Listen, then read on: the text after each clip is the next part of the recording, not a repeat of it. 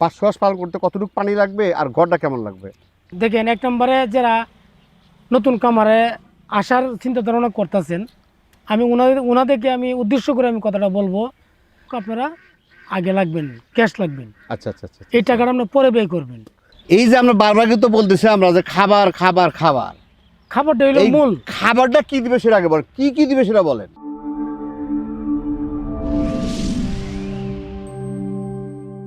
আসসালামু আলাইকুম। ওয়ালাইকুম সালাম ওয়া রাহমাতুল্লাহ। ভাইজান মাশাআল্লাহ খামার, জি, এগুলো সব কি হাঁস? সব রানিং ডিমের হাঁস। রানিং? হুম। বাহ মাশাআল্লাহ, কতগুলো আছে ভাই?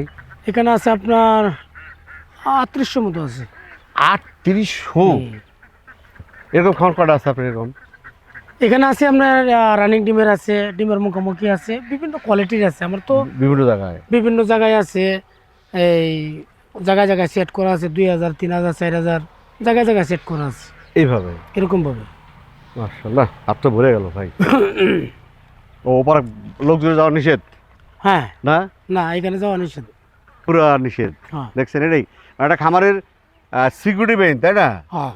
কারণ একটা খামার যদি সিকিউরিটি না থাকে তাহলে তো হবে না। না, অবশ্যই security আর এই দরকার। ডিমগুলোর কি সিকিউরিটি লাগে ভাই বলুন তো? ডিমের যে এই যে রানিং ডিম বলি বা ডিমের মুখোমুখি বলি, এই হাঁসগুলোর সিকিউরিটি কি বলেন, সতর্কতা কি আছে বলেন তো? আসলে দেখেন, এই যে ওই জায়গাটার মধ্যে যে হাঁসটা থাকে, হ্যাঁ, এখানে আমি কোনো লোক ঢুকতে দিই না, কোনো গরু ছাগল বা কেন? সেটা কেন? কিছু দিই না। সেটা কেন? কারণ হাঁসটা যদি ধাউকায়, ও ধাউকাইলে হাঁসের ভয় পায়, ভয় পাইলে হাঁসের ডিমের সমস্যা হয়। ও বা ধাওয়া মানে যদি নড়াচড়া করে হ্যাঁ, তারা খায়, তাহলে ডিমের সমস্যা হয়। হাঁসটা যদি সবল সুস্থ থাকে, সেটা ডিমে দিব আলাদা, ডিমে দিব খুব বেশি। তার মানে এটা কিন্তু দেখতে হবে হ্যাঁ, যে অবশ্যই হাঁসের দেখতে খাবারের হবে। জন্য অন্য কেউ না, যে ওই ওদের জন্য ভয় না খাওয়ায়। হ্যাঁ ভয় খাওয়ালে ডিম কমে যাবে। হ্যাঁ, ভয় করলে যে আমরা অনেক সময় আমরা বলি যে ঘরে যদি কোনো হাঁসটা ভয় পায়, তাহলে ওই রাইতে আপনার ডিম কম দিবে। হাঁসটা যেন কোনো ভয়ের কয়া না থাকে, কোনো শঙ্কা না থাকে। কোনো একটা বিড়াল, একটা কুকুর, কোনো একটা মানুষ দেখবেন একটা ঘরের মাধ্যমে ভিতরে একটা লাইট বাড়ি দিব, লাইটের আলোটা দেখলে হাঁস একটা দৌকায়, ভয় খাইলো, ভয় খাইলো। হ্যাঁ। কিন্তু ওই ভয়েতে হাঁসের ডিমের সমস্যা হয়। দর্শক দেখতে থাকেন, আজকে কিন্তু ভিডিও হবে সেই, আজকে যারা রানিং ডিমের হাঁস নিয়ে পালন করতে চাচ্ছেন, কিভাবে পালন করবেন, কিভাবে খাওয়াবেন, কতদিনের হাঁস নেবেন, কেমনে ডিম বেশি দিবে, কিভাবে লাভবান হবেন, কত টাকা পুঁজি লাগবে, কত টাকা লাভ হবে, সাথে থাকেন, দেখতে থাকেন, স্কিপ করেন না। এই হাঁস পালন করতে হলে শুরুতে আসলে কিভাবে শুরু করা উচিত? সুন্দর একটা কথা বলছেন।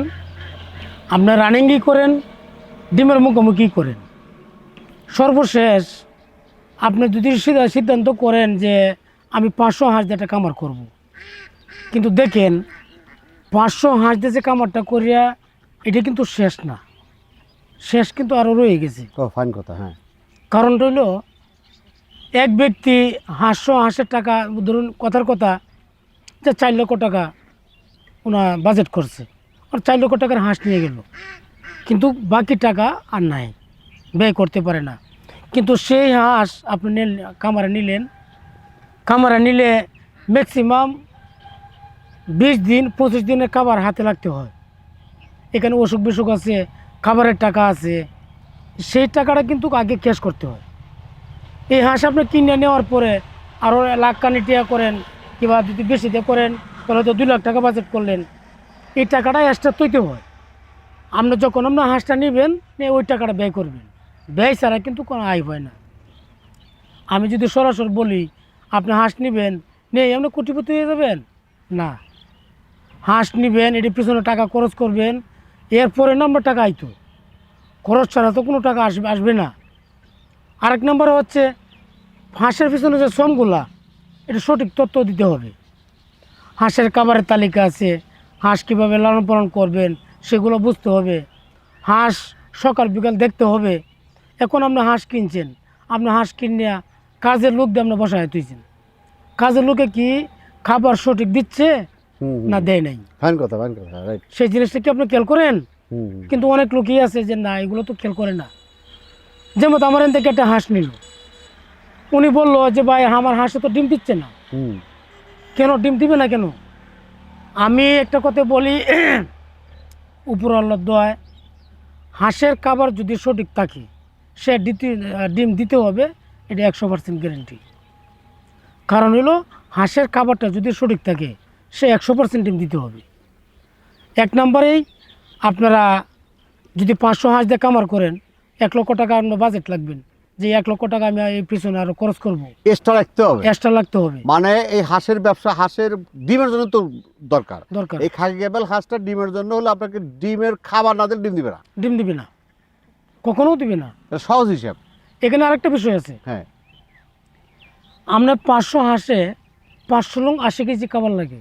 আচ্ছা, এখন আপনি যদি ভাবেন যে আমার 500 হাঁসে আমার 500 লং 80 কেজি খাবার লাগে, আমি 5 কেজি খাবার কমে না দিলাম, সমস্যা কোথায়?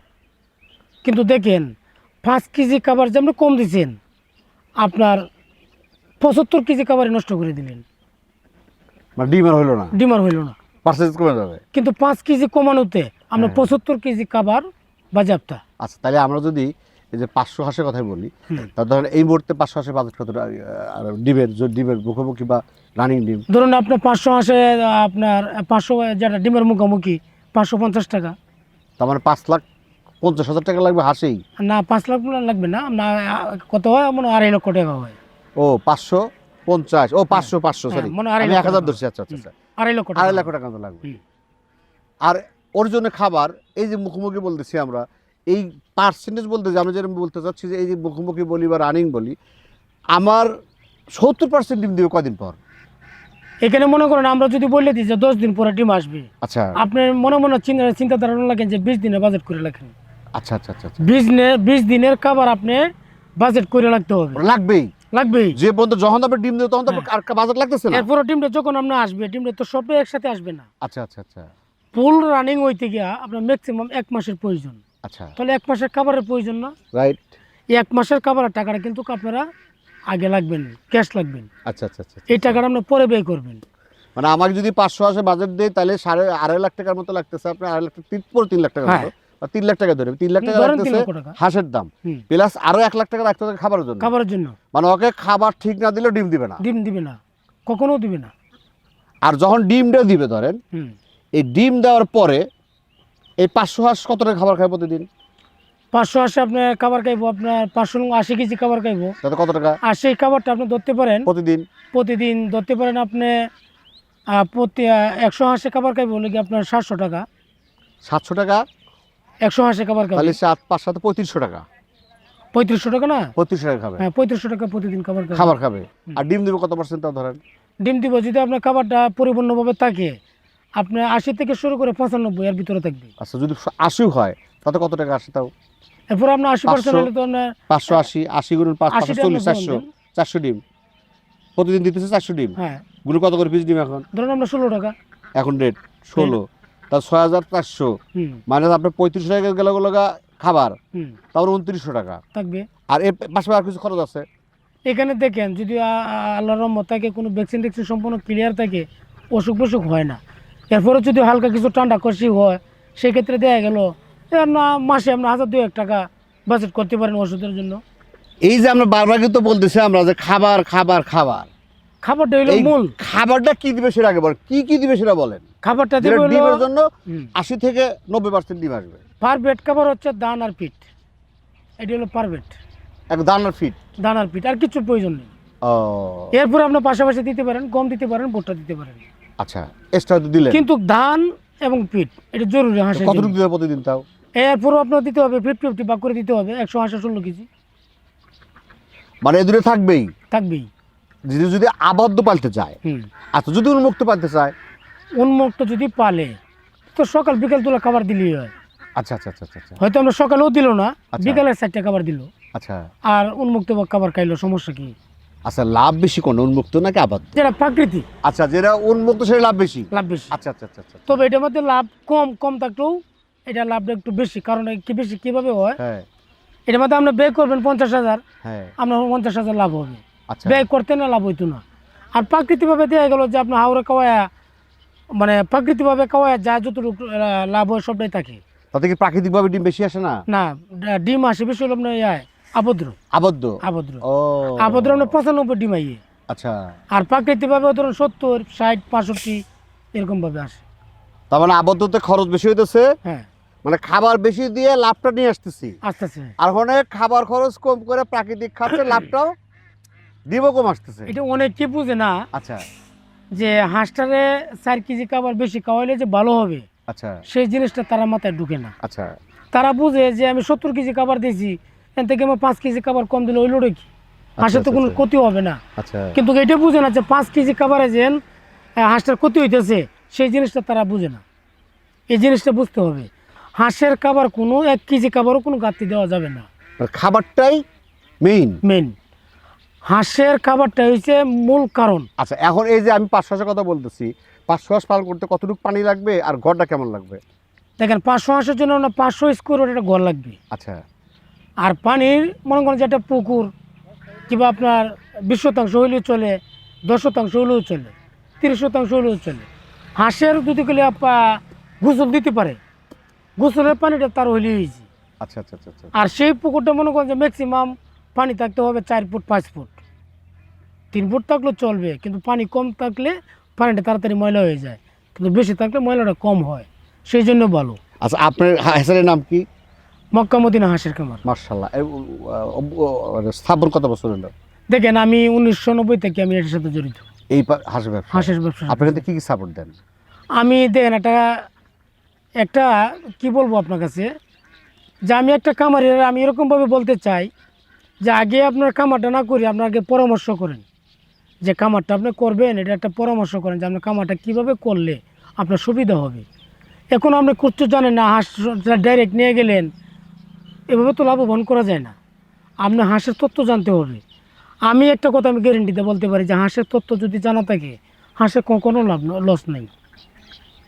হাঁসের বলতে কখনো পালন loss জানতে হবে, কিভাবে পালন করতে হবে, কি খাওয়াইতে কিভাবে হবে, খাবার দিতে হবে, কিভাবে লাগতে যত্ন হবে, নিতে হবে। সব কিছুতে এ টু জেড ভাবে বুঝতে হয়। আসলে মূল বিষয়টা হয়েছে যারা হাঁসের সম্বন্ধে তথ্য জানে না, এরাই হয় লস। হাঁসের সম্বন্ধে যারা তথ্য জানে, এরা 100% লাভ হবে, সেটা আমি আল্লাহর কাছে আমি আশাবাদী। আপনার তরফ থেকে কি সাপোর্ট থাকে? আমার এখানে দেখেন, আমার এখানে যারা হাঁস নিয়োগ আর না নিয়োগ, আমারে যারা স্মরণ করবে, আমি যে কোনো সময় যে কোনো ধরনের যে কোনো হাঁসের তথ্য চাই, আমি ইনশাল্লাহ দিয়ে থাকবো। আচ্ছা একদিন হাঁস পালন করবে কারা, মানে একদিনের বাচ্চা নিয়ে কারা পালন করবে বলো তো দেখি?